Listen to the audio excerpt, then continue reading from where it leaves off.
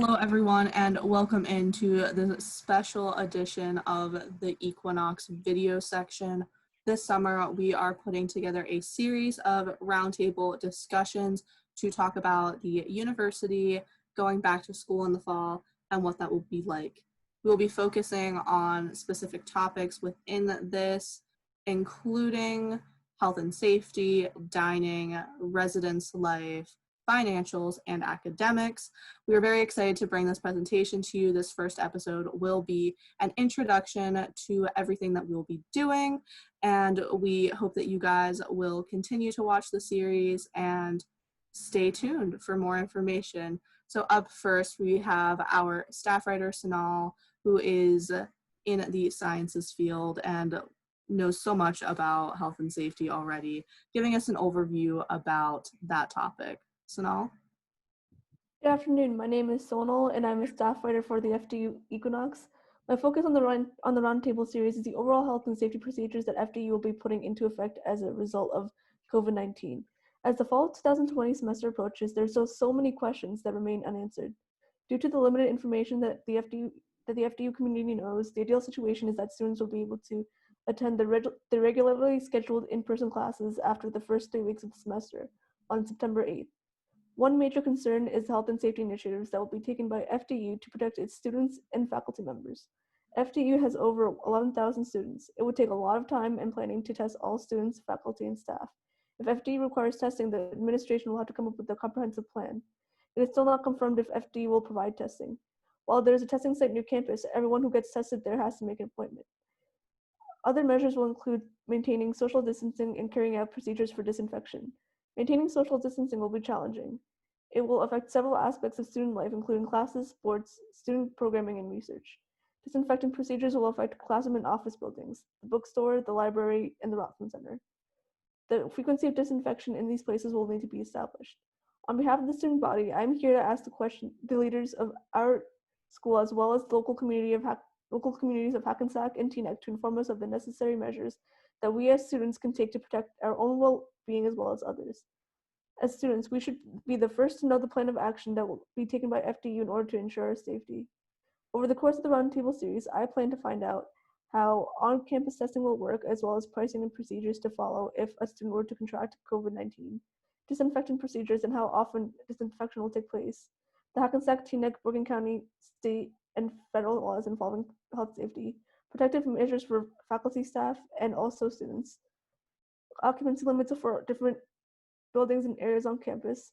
In addition, I plan to ask other questions that are reflective of the subtopics aforementioned, such as, what are the procedures for monitoring the FDU community for COVID-19 related illnesses and risk factors? What are the procedures if a member of the FDU community is confirmed to have COVID-19? What are the disinfecting procedures that will be carried out all over campus? How will these procedures impact students' classes? How will these procedures impact student programming and sports? Each of these questions addresses issues that will affect students every day. The goal is to transition back to on-campus life as seamlessly as possible. The best way to achieve that goal is to be informed. Thank you, Sonal, so much. We have a lot of questions when it comes to going back to school with health and safety. Therefore, that will be our first topic for our next roundtable in this series. And we'll be trying to find out all of the information aforementioned by Sonal, and hopefully even more. We've reached out to Student Health Services. We're also planning to reach out to facilities just to see if there are any plans of action already put into place for these questions that we have. Along with health and safety, which relates really to every topic that we're going to talk to except for maybe financial, what exactly are the safety measures going to be whenever we're dining? We really have no idea what that situation is going to look like yet. And we have our entertainment and editor, Nancy Sanchez-Diaz, here to tell us all about what she's going to be asking about dining. Yes. Hello, everyone. I'm Nancy. My focus for the Roundtable series will be to discuss the future of the dining services offered at FDU. On our metropolitan campus, we have 3 food service options. We have the Dickinson Cafe, the Riverside Cafe, and the Sub Cafeteria. While Dickinson Cafe is often populated for its study area, Riverside Cafe is known for its dine-in ambiance, where students gather in numbers to eat and talk among each other. The Sub Cafe employs a buffet style to students, offered by Gourmet Dining, FDU's food service company. These 3 dining locations, which are the most common spaces for students to hang out in between classes, have limited space for seating. This poses health and safety concerns for students post-COVID-19. I am here today on behalf of the student body to ask the necessary questions and to help identify and understand the changes that must be made for the well-being of our students. To get a firm idea of what our new normal will look like come September, these are 5 things I plan on finding out over the summer. How menu items are expected to change, sanitary hygiene measures for students, sanitary hygiene measures for employees, and the occupancy of these 3 dining locations to ensure social distancing is being enforced. In addition, I have compiled 7 questions for FDU, some reflective of these 5 subtopics. Number 1, how many people will be allowed indoors at once? What is considered safe? Number 2, what kind of hygiene practices will be set into place to ensure safety and avoid contamination? How many times a day will this take place? Number 3, what are you doing to keep employees safe? Will you be monitoring them for signs of illness, and if so, how? Number 4, is there a limit on the number of employees a restaurant can have on a food prep or cook line? Number 5, DIA advises against the practice of selling unpackaged carry-out food, such as hot dogs, beef patties, and empanadas, and encourages selling food that has been wrapped or placed in individual containers only. How will menu items change to reflect local and federal guidelines? Number 6, how will these changes affect meal plans for students? Are prices expected to go down? Number 7, overall, will dining services at FDU reflect restaurant policies? To conclude, I will briefly go over one of many precautionary measures that other universities have set in place to ensure safety. At Boston University, self-serve stations have been paused, and guests are to use designated entrance and exit pathways. Western Michigan University, on the other hand, has transitioned to grab-and-go service only to reduce wait times and contact surfaces between guests. Though both are different, they are 2 exemplary models that ensure the health and safety of all students and staff. However, it is only up to the university to decide what is most effective in preventing the spread of COVID-19. Thank you. Thank you, Nancy, so much for that info of what to look forward to on the dining segment of our Roundtable series. With dining, there comes a lot of questions about residence life. Residence life specifically are the people who use the dining halls constantly. We have meal plans, we live on campus. I myself am a resident and decided to take this section of the roundtables upon myself. My name is Elizabeth Scalzo. Most people on campus know me as Elle, and I'm the editor-in-chief for the FDU Equinox. And residence life, as of spring 2020, reaching out to residence life, there's about 600 resident students on campus, and we do have about room for 1,000 resident students on campus. So this leaves a lot of questions about what will be happening in the fall because of the practicing of social distancing, and you live in a dorm room with someone, you have a roommate, how is that going to work? Also, in addition, there's a lot of questions because of the suite style living that the freshmen live in. Most freshmen, well, pretty much all freshmen, unless you're in honors or global scholars or one of those and you get into the court housing, live in the Lindens, which are suite style housing that has 6 people living in one dorm and sharing a bathroom and a common area. 2 people per room, so that means that the bathrooms will ultimately have 6 people using them and the common areas, and then 2 people per bedroom. In addition, the court-style living has a shared bathroom as well. There is one downstairs and one upstairs, and those buildings vary on the number of occupants in them, depending on one court or maybe 2 have a kitchen in them, and then others do not. North Point is probably the least of the concerns for students because although there are lounges in all of the buildings, your room for North Point, it's a double occupancy room, and then there is also just one bathroom that you share with your roommate, so it's not as many people sharing a common area that is very tight spaced. So I have 5 subtopics that I would like to introduce to you guys and, have questions underneath each of them. So the roommate situation with social distancing, I will lead into. What exactly will be required of roommates? This is where you live. This is supposed to be like your homey place. A lot of people are from out of state or even international students. So will masks have to be worn in the room? Will suite style living have limits on people in the bathroom at a time? There's 2 stalls and 2 sinks and then 1 shower. So how is that going to work? How can you tell residents that, oh, well, if there's 2 people in the bathroom, you can't get ready, you might be late to class? You can't really do that. So how is that going to work, and how are people going to be able to deal with that and keep their social distance within these smaller areas? Another question is dorms for quarantine students who contract the virus. What exactly will be done if a student does contract the virus? Will their roommate also have to be in quarantine? If they live in a suite with 6 people total, 5 other people, or they live in the courts where they share a common area with other people, I apologize. My dog is barking in the background. I'm so sorry. But for who will have to be quarantined if someone is diagnosed with the coronavirus, and how long will that quarantine be? Will it be the 2 weeks like recommended, or will it be shorter periods of time? How is that going to work with classwork? How are those students going to get their classwork? Another thing that we need to speak about is the guest policy for fall 2020 and the future going forward in our university. Before, guests during the day could just come and go in the buildings with students for the most part, especially because we do have a lot of commuter students on our campus, and a lot of times they hang out with their friends in their dorm buildings in between classes. And then if you have an overnight guest, you have to fill out paperwork and register them with the campus.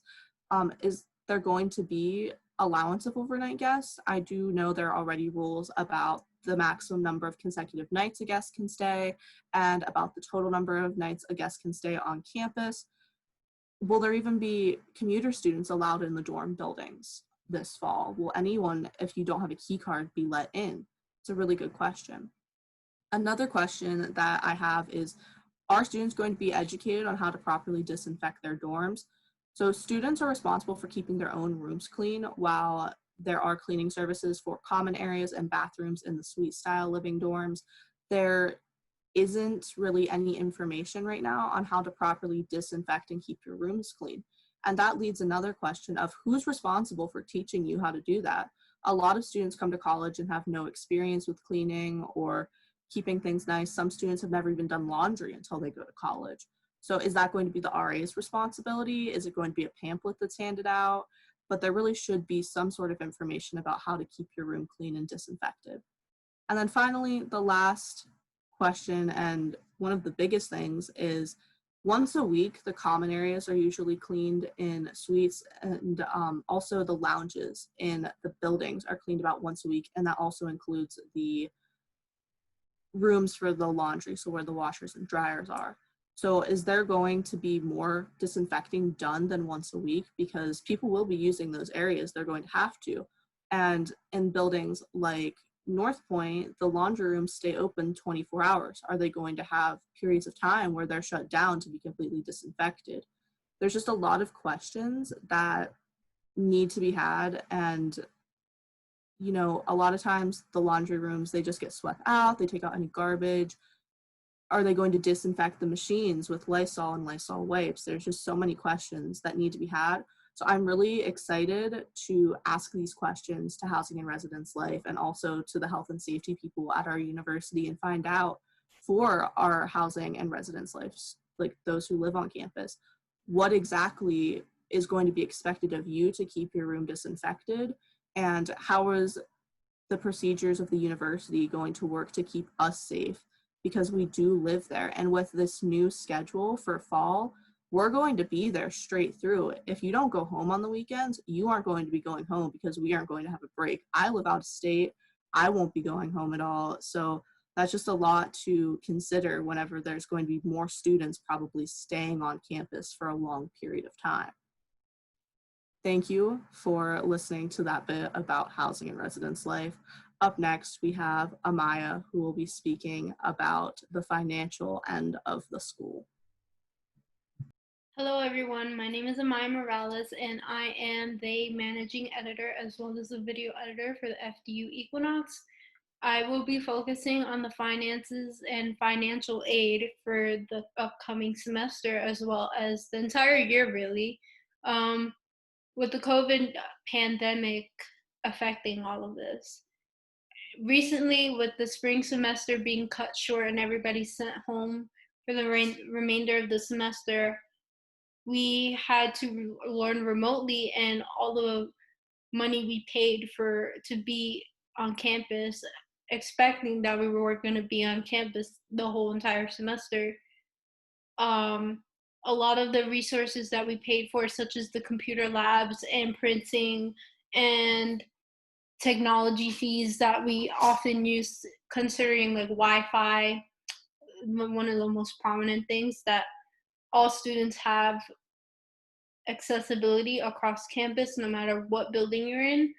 The library, for example, these are some of the most prominent things that people use on campus, and that's one of the big questions, because we're starting a week earlier than normal, and we're ending right before Thanksgiving, and there's going to be no breaks, no holidays. The only holiday we will have and will be observing is Labor Day.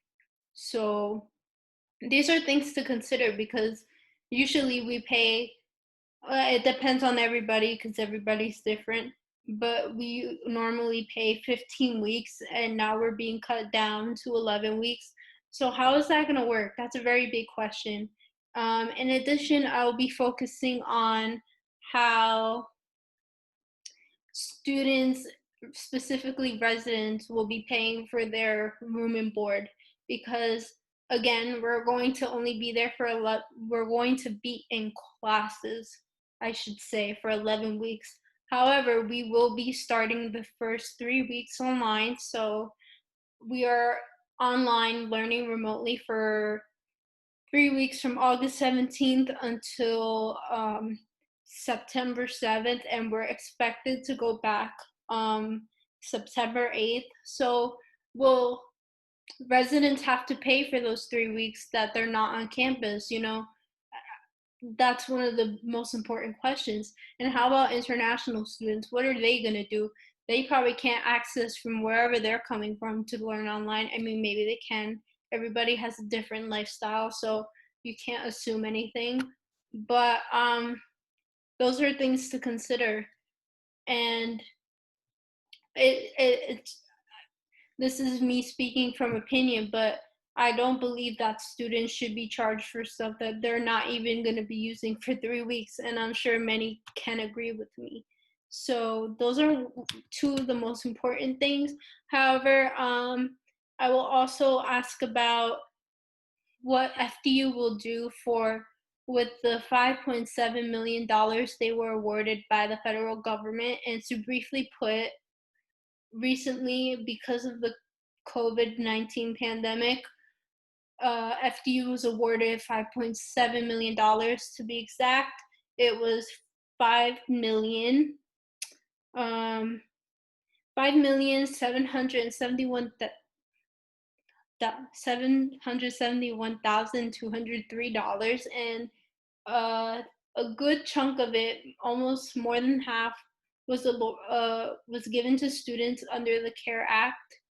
And if you would like to learn more about this information, because I don't want to take too much time to explain it, we have an article written about it, and I will link it in the description box below. So, and two other things I'll be focusing on is how are they going to do with the fees that we pay, because every year we have to pay, or every semester I should say, we have to pay for lab and course fees. This is mainly for science labs, and in the computer labs, we have to pay for a technology fee. This is for the computer labs.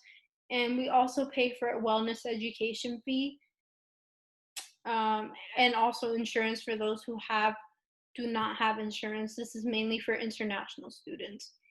So those are some of the few questions that, or few subtopics, I should say, that we will be focusing on here in the finance section. And I will also ask our leaders in the financial aid department, what should we expect? Because as college students and their families, we should all know what we are paying for and what, they're trying to sneak under the table, as I should say. In addition, I plan to compare what other schools are doing, especially in the Northeastern Conference, which FDU is in. And we need to know how this impacts students, not only here in the FDU, but the COVID-19 pandemic has affected everybody nationally, whether you're a student, a working adult, etc. Everybody was affected in one way, shape, or form, and especially financially. So thank you so much, everybody. I hope that with this roundtable series that we're doing, that you understand what is to come in the future, especially with FDU. So thank you. Thank you, Amaya. Just one note, in the email that was sent out about moving back to campus, the plan is still to have residents move in the 17th when classes start online. However, if state and local laws do not allow that, then that will be a bigger question for the financial end of things. It's really just going to depend on where the pandemic is, what's happening, and what we're allowed to do for that portion. So it is still up in the air. Up next, and our final topic that we're going to discuss and break down for you this week is academics, and we have our sports editor, Anthony, here to talk about that. So, hello everybody. I'm Anthony, as Al said, and I'm the current sports editor of FDU Equinox. So in these segments, I'll be focusing on academics at FDU, especially with students learning remotely for 3 weeks and then returning to campus on September 8th. So one of the things I plan to explore is if this class of 2020 will have a live commencement ceremony this summer, or will they walk with the class of 2021 in next year's commencement. So this has been a talking point with the virtual ceremony that FDU just did not too long ago, and they didn't rule out anything about a potential invite to next year's commencement for this year's graduates. So an example, which is with our fellow NEC school that's in our conference, Merrimack, who just joined this year, they will be having their commencement on August 8th for this year's class, which is, I think, about a week before they'll be going back to school. There's no details on what they're going to be planning on doing in this commencement, but the question is, will schools follow Merrimack's type of format when they see it, or will they be inviting this class of 2020 back for next year and not having commencement this year?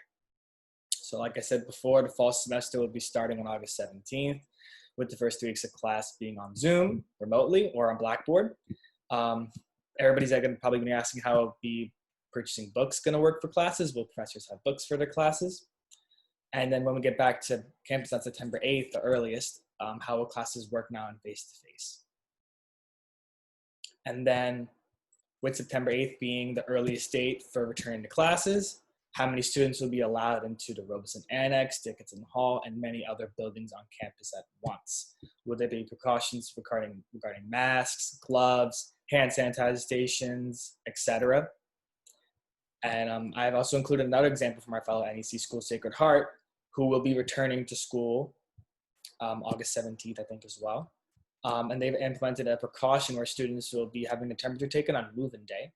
And if it is above 100.4, the student will be either quarantined at their dorm or sent home.